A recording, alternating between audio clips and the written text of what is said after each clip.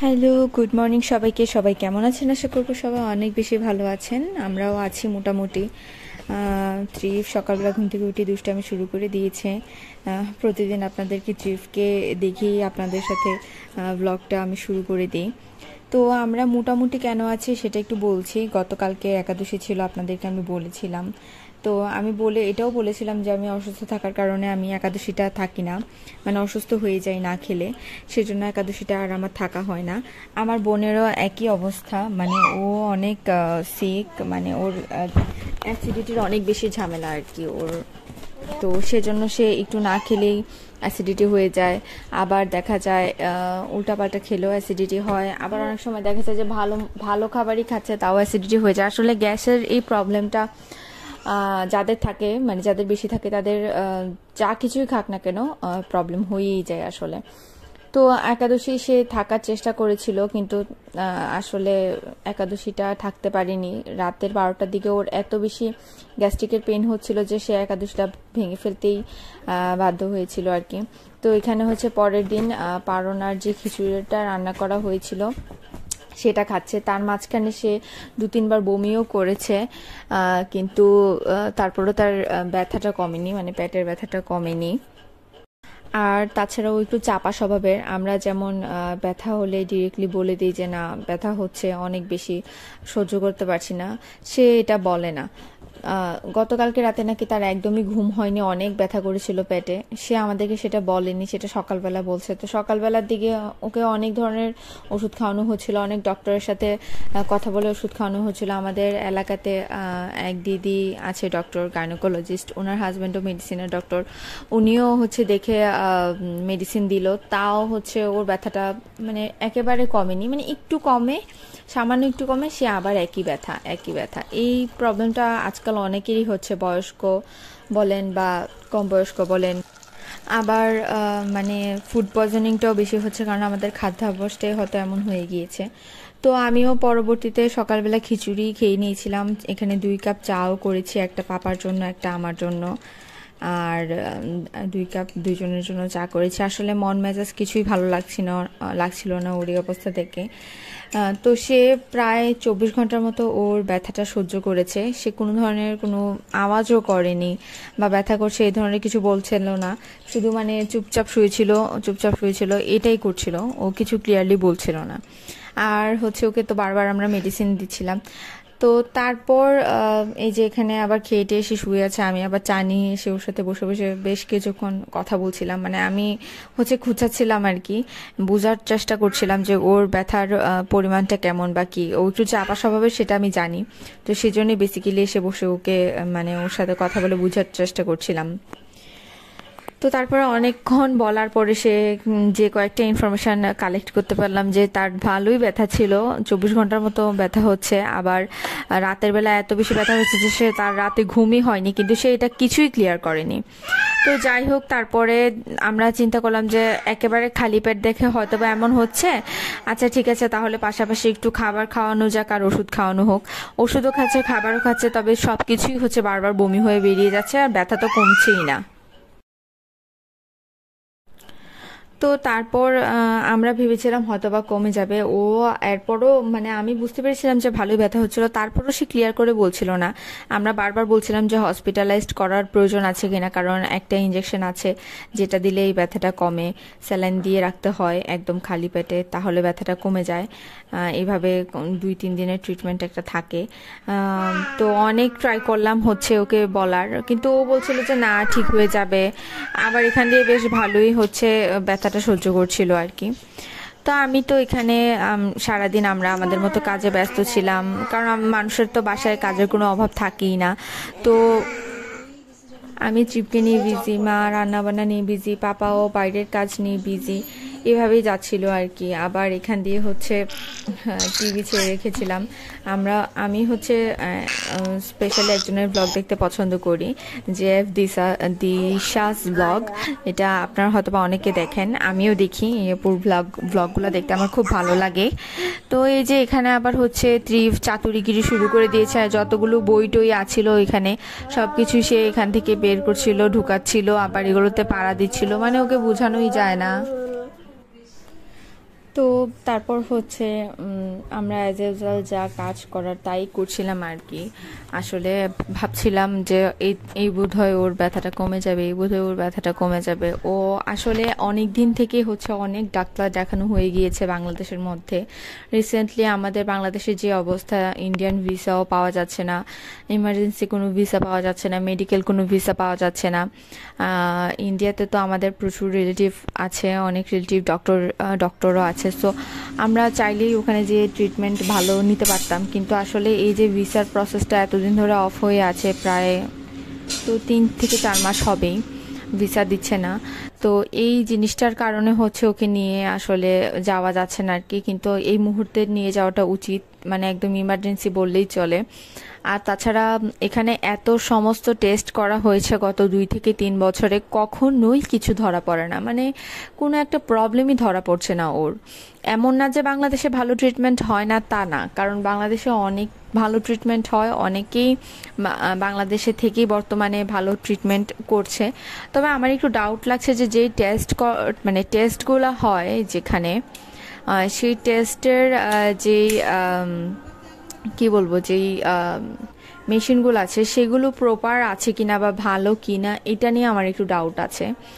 কারণ তো কোনো ধরনের সমস্যা নেই, কিন্তু একটা মানুষের ওয়েট বাড়ে না, একই ওয়েটে আছে, মানে এমন কোনো ডক্টর নেই যে ওকে দেখানো হয়নি।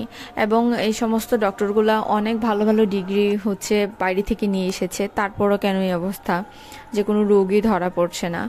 তো যাই হোক, এরকম করে হচ্ছে দুপুরটাও কেটে গেল, বিকালটাও কেটে গেল। পাশাপাশি হচ্ছে ট্রিপ যে দুপুরবেলা ঘুমিয়েছিল, সেই দুপুরবেলা ঘুমানোর পরে একেবারে সন্ধ্যায় হচ্ছে ঘুম থেকে উঠেছে সে। মানে এত লং টাইম আজকে কেন ঘুমালো বুঝলাম না।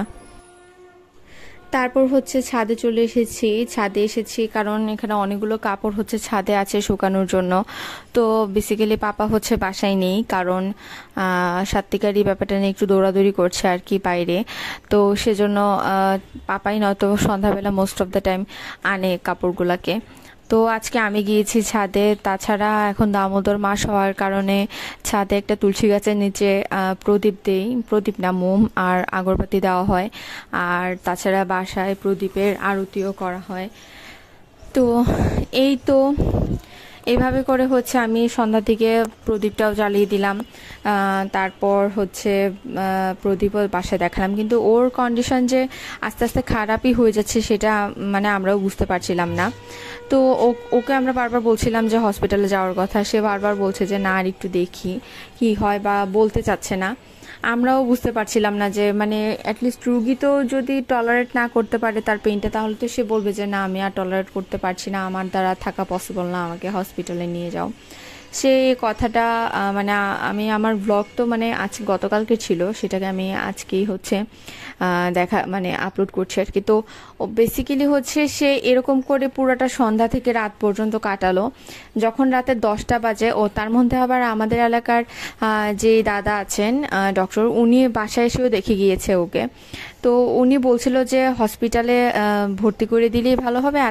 আর তাছাড়া বাসায় স্যালাইন দিলেও একটা বিষয় আছে যে ও নড়াচড়া করলে স্যালাইনটা অফ হয়ে গেলে এটা আবার কে ঠিক করে দেবে। তো আমরা যেহেতু ঝালতলা এরিয়াতে থাকি, এখানে তো আসলে হসপিটালের কোনো অভাব নেই, একদম বাসার সামনে আমাদের হসপিটালে ওকে ভর্তি করে দেওয়া যাবে। তো সেজন্য আমাদের তেমন একটা টেনশন লাগছিল না, যে চাইলে সারা রাতই যে কোনো টাইমে আমরা যে কোনো একটা হসপিটালে ওকে ভর্তি করে দিতে পারবো। তো তারপরেও 10টা বেজে গিয়েছে, 10টার দিকে ওই দাদা এসে আবার দেখে গিয়েছে। তো ওকে বলছিল কি করতে বা কি ডিসিশন নেবে, যদি সারা রাতেই হচ্ছে হসপিটালে আছে, যেহেতু যখনই সমস্যা হয় দাদাকে চাইলে ফোন দেওয়া যাবে। তো পরে হচ্ছে ও কিছুই বলছিল না। 10টা, সাড়ে 10টা, প্রায় 11টার মতো বেজে যায়। ও তখন বলছে যে আমি আর টলারেট করতে পারছি না, আমাকে হসপিটালে নিয়ে যাও। সন্ধ্যায় ছাদের এই কাজগুলো সেরে বাসায় এসে দেখি যে চিফ উঠে গিয়েছে ততক্ষণে। একেবারে হচ্ছে দুপুর 1টা-1:30 থেকে সন্ধ্যা 6টা, 5:30 পর্যন্ত ও টানা ঘুমিয়েছে। তার মাঝখানে ওর স্নানও হয়নি, খাওয়া দাওয়া হয়নি, কিচ্ছু হয়নি, সে ঘুমিয়েছে। কয়েকবার উঠে নড়ে চড়ে আবার ঘুমিয়ে গিয়েছে। তো তারপরে বাসায় এসে আমি আগে হচ্ছে রান্নাঘরটাকে একটু ক্লিন করে নিয়েছি, তারপর আবার হচ্ছে আরতিও দেখিয়েছি ভগবানকে। তারপর ত্রিফকে উঠালাম, উঠিয়ে হচ্ছে ওকে মানে ওকে তো আর সন্ধ্যা থেকে স্নান করাবো না, একটু গামছাটা ভিজিয়ে ওকে ক্লিন করে দিলাম। আর এই যে ছানার সন্দেশগুলা, এটা আমি কেন দেখিয়েছি, কারণ এটা আমার দেখাতে ইচ্ছে করেছে এই জন্য, কারণ আসলে কিছু কিছু মানুষ আমাদের জীবনে থাকে যারা এত বেশি কেয়ার করে কি খেতে পছন্দ করি কি খেতে পছন্দ করি না, বা মানে ইচ অ্যান্ড এভরিথিং খেয়াল রাখে। তো ত্রিবের ভাই হচ্ছে বেসিক্যালি সেটা, ত্রিবের প্রতি এত বেশি খেয়াল রাখে, এত বেশি খেয়াল রাখে, মানে ছোট থেকে ছোট জিনিসও। সেই জন্য এই জিনিসটা দেখালাম, মানে এই জিনিসগুলোই আসলে স্পেশাল। মানুষের লাইফে ভালোবাসার অভাব থাকলে মানুষ কোনোভাবেই সুখী হতে পারে না। আপনি টাকা পয়সা দেন, যা কিছু করেন, যাই করেন না কেন, কিন্তু আপনি যদি কাউকে ভালোবাসা না দেন, এই মানুষটাকে আপনি কখনোই ধরে রাখতে পারবেন না। তো ত্রিভ লাকি, ওর লাইফে এমন একটা দাদু পেয়েছে যে ওকে এত কেয়ার করে, ওর ছোট ছোট প্রত্যেকটা জিনিস কেয়ার করে, প্রত্যেকটা ওর ভালো লাগা খারাপ লাগা সব কিছু খেয়াল রাখে। তো সেজন্য আর কি দেখালাম। তো আচ্ছা যাই হোক, যেটা বলছিলাম ত্রিবের মিমি, তারপরে ও মানে তখন 10টা 11টার মতো বাজে, বলছে যা টলারেট করতে পারছে না। তো যাই হোক কোনো রকম ওকে রেডি করানো হলো, সবাই রেডি হলো। আমি তো যেতে পারলাম না, কারণ ত্রিফকে তো নিয়ে যাওয়া পসিবল না, হসপিটালে এত স্পেসও থাকে না কেবিনে। তো আমি ত্রিফকে নিয়ে বাসায় একাই ছিলাম সেদিন রাতে। মা পাপা আর পিসিমণি মিলে হচ্ছে আমাদের বাসার সামনে হচ্ছে মুন হসপিটাল, সেখানে হচ্ছে ওকে পরে রাতে ভর্তি করিয়ে দেয়, স্যালাইন দেওয়া হয়, ইঞ্জেকশন দেওয়া হয়, তারপর হচ্ছে আস্তে আস্তে ওর ব্যথাটা কমে আর কি। তো এই গেল হচ্ছে আজকের দিনের কাহিনী। আমি বেসিক্যালি ওকে একাদশীর দিন বলেছিলাম যে তুই একাদশীটা থাকিস না, কারণ অ্যাটলিস্ট নিজের শরীরটা বুঝে মানুষের সবকিছু করাটা উচিত। তো ও বলছিল যে না, দামোদর মাসের একাদশী এটা থাকবো। আসলে অনেকেই থাকে, আমিও ছিলাম এমন, ধর্মের প্রতি আমারও উইকনেস ছিল, কিন্তু আসলে দেখলাম যে মানে আমার লাস্ট কিছুদিন আগে এমন অবস্থা হয়েছে যে খাওয়া দাওয়া প্রপারলি করার পরও আমি নর্মালি বসে আছি, আমি চোখে অন্ধকার দেখতাম, হাঁটছি হাঁটছি হঠাৎ দেখতাম চোখে অন্ধকার দেখছি, মানে এটা প্রেশারের জন্যই হতো আর কি। তো ওর যেহেতু গ্যাস্ট্রিকের প্রবলেম আছে, এটা ওর বোঝা উচিত ছিল। ও ভেবেছিল অন্য সময় যেরকম থেকে যায় এভাবেই থেকে যাবে, বুঝতে পারেনি আসলে যে এত বেশি পেইন হয়ে যাবে। তো এই আর কি, এখন ভিসার জন্য ওয়েট করা হচ্ছে, কবে ভিসা দেবে, কবে ওকে নিয়ে ইন্ডিয়া যাওয়া হবে। এই তো সবাই ওর জন্য প্রে করবেন, যারাই দেখছেন একটু মন থেকে প্রে করবেন ওর জন্য, যেন সে সুস্থ হয়ে যায়। অ্যাটলিস্ট ওর কি সিকনেস সেটা যদি ধরা পড়তো তাও একটা কথা ছিল, সেটাও ধরা পড়ছে না যে ওর প্রবলেমটা ঠিক কি। যাই খাওয়া দাওয়া করছে, কিন্তু ওর ওয়েটটাই গেইন হচ্ছে না, ওয়েট লস হয়ে যাচ্ছে, ঘন ঘন জ্বর আসে। তো এগুলো তো আসলে মানে কি বলবো, বলতেও খারাপ লাগছে, এগুলো তো আসলে একটা বড় কোনো রোগের পূর্ব লক্ষণ। যদিও এমন কোনো কিছু আমরা এক্সপেক্ট করছি না যে এমন, মানে এমন কিছু টেস্টেও ধরা পড়েনি, এখন বাকিটা যা ভগবানই জানে যে সমস্যাটা কোথায় হচ্ছে। তবে যা মনে হচ্ছে ওর গ্যাস্ট্রিকের প্রবলেমটাই সব থেকে বেশি। এই গ্যাস্ট্রিকের কারণে ও খাওয়া দাওয়াটাও ঠিক করে খেতে পারছে না, ওর মুখে রুচিটাও ঠিকঠাকভাবে থাকছে না, আর যাই খাচ্ছে সেটা বুঝতে পারছি না কেন ওর ওয়েট গেইন হচ্ছে না। মানে ওয়েটটা একই একই আছে আর কি, মানে লসও হয় না আবার গেইনও করে না, এরকমই আছে আর কি। এই যে সন্ধ্যা মানে সকালবেলা দেখেছিলাম সে শুয়ে আছে, সন্ধ্যার দিকেও সে শুয়েই ছিল চোখ বন্ধ করে স্টিল। তার মাঝখানে 2-1বার বমিও করেছিল। তো এই তো পরে ট্রিপকে নিয়ে হচ্ছে আমি আবার খাইয়ে দিলাম। এই হচ্ছে আরেকজন, সে এত বেশি জ্বালায় খাবার খেতেই চায় না, 2-4টা গড়াস ঠিকঠাক করে খেয়েছে, মানে সকাল থেকে কিচ্ছু খায়নি। এটা সন্ধ্যাবেলা হচ্ছে ওর মানে ফার্স্ট ব্রেকফাস্ট মনে হচ্ছে এই দিনের ব্রেকফাস্ট লাঞ্চ সব কিছুই। 2-4টা গড়াস খাওয়ার পরে হঠাৎ করে পুত করে মুখ থেকে ফেলে দিল, আর খেলোই না। মানে এই আর কি, ওর এই চলতে থাকে সারাদিন, রাতেও আর খেলো না, এই সারাদিনে ওর এটা ব্রেকফাস্ট ডিনার লাঞ্চ সব কিছু এইভাবে ওর চলতে থাকে। তারপর আমি হচ্ছে, আমার তো আবার চায়ের নেশা আছেই, সকালবেলা চা খাই, বিকালবেলাও আমার চা খেতে হয়।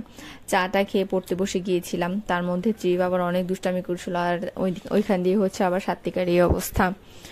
তো আসলে কি, মানে কোনো কিছু যত কিছুই হোক, মানুষের নিজের জীবনে নিজের কাজগুলোকে থামিয়ে রাখা যায় না, এই আর কি। তো নিজে সব কিছু সব কাজ বাজ ঠিকঠাকভাবে ঠিকঠাক রেখেই হচ্ছে জীবনে চলতে হয়। তো আমি পড়তে বসে গিয়েছিলাম, কারণ সময় তো চলে যাচ্ছে, সময় চলে গেলে তো আর তখন কোনো লাভ হবে না, কারণ এক্সাম হয়ে যাবে, এক্সামের রেজাল্ট ভালো না হলে কিছু করতেও পারবো না। তো এই একটা টেনশন থাকেই আর কি। তো তারপরে সব কিছু করে টোরে পড়তে বসেছিলাম। আর এখানে দেখেন এই পচাটা মানে কি করছে, মুখ থেকে থুতু এনে ফেলছে, মানে ওর যে কি বাজে বাজে অভ্যাস তৈরি হচ্ছে ওই জানে এগুলো কিভাবে শিখছে। আসলে বাচ্চারা নিজে নিজে অনেক কিছু শিখে, যেটা বলার মতো না। এরপর দেখেন কিছুক্ষণ আমি পড়ার পরে কিছুক্ষণ পরপর এসে সে আমাকে ডিস্টার্ব করে, টানাটানি করে আমি উঠে যাওয়ার জন্য। নয়তো এই যে টেবিলে উঠে বসে আছে, এই যে এখন আমি আপনাদের ব্লগের ভয়েস ওভার করছি, সে কিন্তু আমার উপরে গড়াগড়ি খাচ্ছে। তার মাঝখানে একবার পড়েও গিয়েছে। আবার আজকে তো এখন তো বাসায় কেউ নেই, কারণ বললাম তো সাথীকে হসপিটালাইজড করা হয়েছে, তো ওখানে সবাই, ওকে দেখার মতো কেউ নেই। তো টোটালি একা একাই সব কিছু করতে হচ্ছে। তো এই তো আজকের ব্লগ এই পর্যন্তই ছিল। সবাই সাত্বিকার জন্য প্রে করবেন, আমার বোন যেন তাড়াতাড়ি সুস্থ হয়ে যায়। সেজন্য এই পেনটা আজকাল একদম অনেককেই দেখছি, এই পেনটা মানে গ্যাস্ট্রিকের এই পেনটা অনেকেরই হচ্ছে, বা ফুড পয়জনিংটা অনেকেরই হচ্ছে। এটা এত বেশি কমন একটা প্রবলেম হয়ে যাচ্ছে, যেটা বলার মতো না। মানে কি বলবো, আর আসলে ডিপ্রেসড লাগে চিন্তা করলে। তো আমার আজকের ব্লগ এই পর্যন্তই। সবাই ভালো থাকবেন, সুস্থ থাকবেন, আর আমাদের জন্য প্রে করবেন। এই তো, টাটা।